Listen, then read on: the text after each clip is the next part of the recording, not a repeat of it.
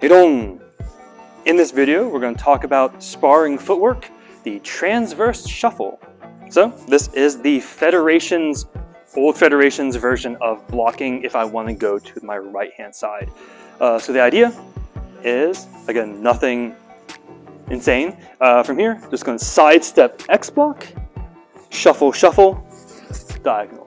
And for them, they just follow through, going back like so. I don't know if I'm still in frame. And I'll do it facing this way just for fun, right?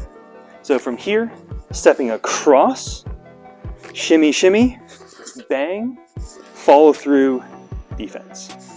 Now for me, I say you don't necessarily need to like go into like a high guard defense. Whatever floats your boat. Like again, I'm assuming you'll have some experience in actual sortie stuff, right? So again, so from here, 1, 2, 3. You can either go back up for an X block. You can drag back for a half queen.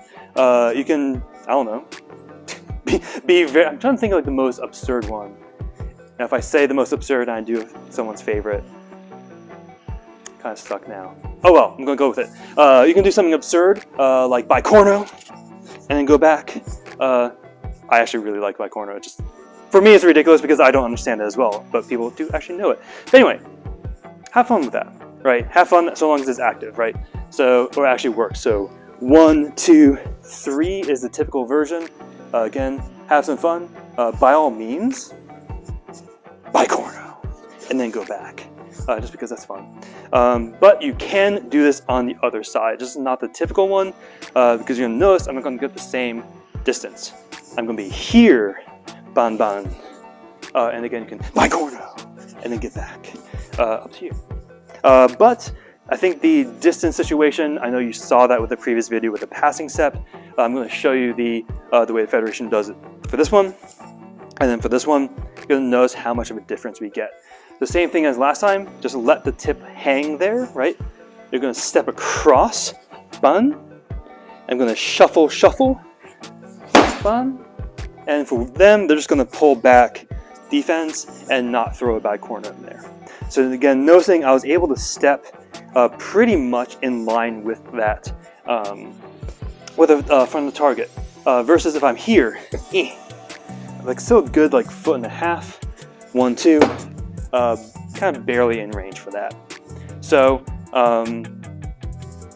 now that you've seen both sides, so the typical way to block on this side is our passing step to turn. Typical way to block on this side is going to be our transverse shuffle, right? So that's the way it was taught, but I want you to understand that you can do it for both sides, but just understand why, right? Why? Why anything? I just want you to kind of have the idea of like, okay, I know this exists on this side. Why don't we do it on the other side? In many cases, you can do it on the other side, but usually if the martial art is a good one, the one that they chose for that side is optimized to do a certain thing. Now, if someone is being very aggressive, I may not want all of that step. So for example, if they kind of jump from here to here, for example, when they push, and I do a full transverse step, I'm actually going to be probably out of range if they keep pulling forward. But I would be actually pretty in good range, even going on the same side, doing a passing step here. So it's all about, this belt is really, doesn't want to stay tied. It's all about that distance, right? So I want you to be able to train with both sides and ultimately kind of make that, this is the hard part, make that snap decision or snap decision to know which way to go. So the next move is going to be a little bit just on the mean side, just because if you get hit with this, you're going to feel foolish. But it's a fun one, right? So y'all know I like to stab one-handed just because it's a vibe. But what's really nice about this one, if you do a transverse step, because transverse is always going to get me off your center line, right? It may not give me a lot of distance going forward, which is why we have a specific ones associated with each foot, right? But it's going to get me offline this way. So something I recommend is if I'm transversing this way, throw with the opposite. So if I'm if I'm stepping with the left foot, throw with the left foot. So if I'm going off this way, go off with that thrust. That's supposed to be the major thing. So just make sure you rebound and follow through with a cut. Just making sure that you actually have your distance to kind of get out there. Noticing I'm using my left hand to thrust when I'm evading from the left. I'm going to use my right hand if I'm evading from the right. Now that's going to make me sound really arrogant. From experience, I've noticed, again, my power is from the left hand, so when I do a left hand thrust, that's the kicker, right? So even if I go high, I have a weird accent there. Even if I go high, bam, right? Even if I kind of shimmy off the side, the rest of this is just to make sure I don't lose my sword. A lot of times, especially when you see sparring, especially in HEMA, if someone goes one-handed and they're kind of not used to being one-handed, the sword's fully out of control. Like you have no idea how to get it back. So you have to kind of like get it back. But for me, at least, when I stab with my right arm, because this is more of a dexterous position as opposed to a sheer power position. So if I'm here, I actually use this as a good setup for a counter. Thrust, and then one-handed cut. You can do two hands if you want. I like my one-handed stuff, right? So it really also depends on where you're aiming, right? If I'm aiming high, I'm probably going to shift up, go low. So it really depends on you and just building some experience, which I know is like the most, I was going to use the word.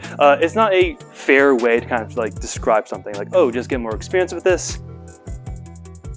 Here's a way. Here's a way. So just practice. For me, at least, something I recommend. You don't need to. If you use your the hand closest to the guard, so that could be your dominant hand, it could be your not dominant hand, but your dexterous hand. It's quite literally dexterous means right-handed. Anyway, yeah. So from here, turn, counter.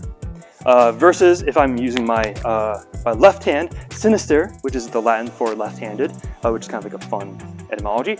If I'm stepping, power through, you can power through, and just work on getting back control of the weapon on that side. And the last one I'm going to leave you with is going to be, for whatever reason, Gumdo, when we do an uppercut, and we're going with our foot, we usually do transverse with a taito-sai, right? Which is also kind of like the footwork we've been using. So what I would encourage you to try here is, it's going to be a little bit more complicated, but I want you just to play with the idea. So we talked about in the past, and there is a past video on this. So seme, right? So being able to pressure your opponent to do something. So what I would like for you just to try, right? Just have some fun with it. Is pressure. So pressure high. So they're like, the gasp. Pressure high, transverse step, uppercut. It could be upper or it could be a vertical, really up to you. Up here, and then from here, you know what I'm gonna do, stabbies, right? Coming in, 1, 2, push through, back, and defense. You can also try it with the other side, but now really working on using that pressure, because then transverse steps are usually slower, but more powerful. Therefore, you need a little bit more. You need it for both, but a little bit more. You need to buy some time, like, I'm gonna get ya, and then, and then what I like to do is actually place the tip actually on the person and use my whole body to push through that way. Very mean, so just like with the last one, if you're working with a partner, be nice, right? And also don't actually fully puncture your friend. But anyway, but that's the idea that I would like for you to play with. Now, something more taken from HEMA as opposed to something from Gumdo, think about short range uppercuts. I know that sounds a little bit weird coming from someone wearing this very colorful uniform. I like to do it especially on this side. So Gumdosa and some, especially Japanese styles, even if I pressure up here, it's still a very deep, low cut, follow through, and then I can kind of do other things. Something I'd like for you to try is actually a raising uppercut, right? So fake high, coming up here, bang. So hitting here. Noticing also it's easier to go almost vertical on this side, aiming for the underside of their arms, right? So pressure, using almost that momentum, twist, and then from here you can use your pressure to push through someone. You can do it on the other side as well, right? So if we're here, pressure, it's a little bit weird because I'm kind of leaning forward. You can pressure up here, coming up this way, press, back, and defense.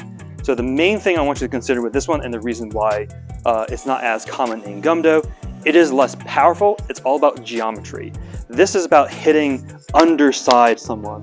First of all, that could be where the armor is weaker. It's also more debilitating in the sense that they won't be able to strike you again, but it's not instantly like bloodletting in a very massive, although this one could be. So versus like a very dramatic, epic, Aya! And then fun. Like this one doesn't look as fancy, but it definitely is going to be faster. It's going to be less powerful per se, but it's going to be very effective if you have your geometry right. You know what I'm going to say. Let's say it together. So make sure when you practice this, be safe, right? Make sure you don't, you know, be that guy and be like, I can totally land this hit and strike someone, and then they lose their sensation in their right arm. That'd be bad. So make sure you stay safe as you go through this. If you're not wearing armor or anything like that, make sure you're doing it like very tippity-tappity, right? If you're like making contact with the person, maybe less tippity-tappity if you're actually making sword versus sword contact, but that's all on you. So make sure you stay safe, stay humble, and keep training. Haidong.